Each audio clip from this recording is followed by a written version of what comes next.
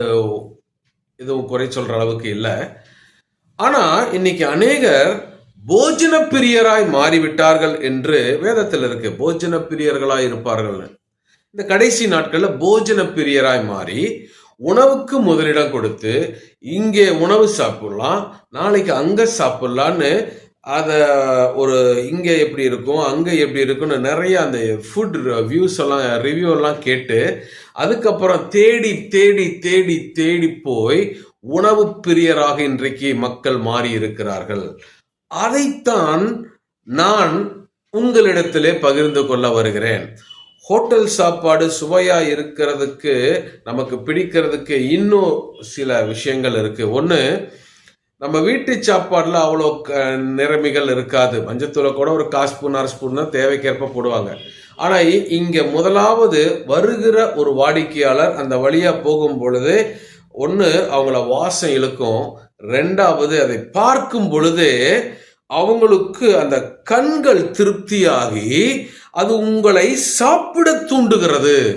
ஆக உங்கள் மனதளவில் நீங்கள் புசிக்கிறீர்கள், அதுக்கு உங்க கண்ணும் உங்களுடைய மூக்கும் ஹெல்ப் பண்ணுது.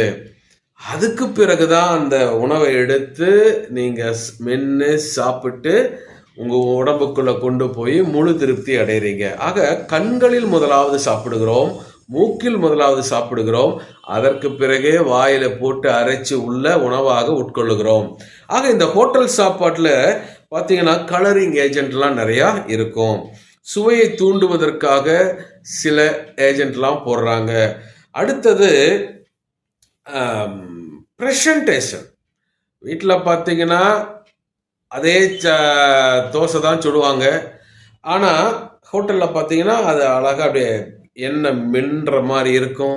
அதை மடித்து கொடுக்கறது அது ஒரு பெரிய ஒரு நமக்கு பார்க்குறப்பே ஒரு சூப்பர் அப்படின்னு. எனக்கு சின்ன வயசில் என் குழந்த சின்ன பையனாக இருக்கிறப்ப அவனுக்கு தோசை வந்து வெரைட்டி வேணும்.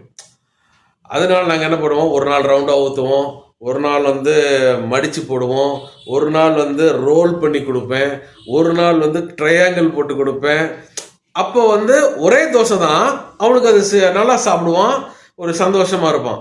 அதே மனப்பாங்கு தான் நம்மளுக்கு, குறையெல்லாம் ஒன்றும் இல்லை. ஆனால் அந்த அளவை தாண்டி நாம் போய் ஹோட்டலில் சாப்பிடும் பொழுது தான் நமக்கு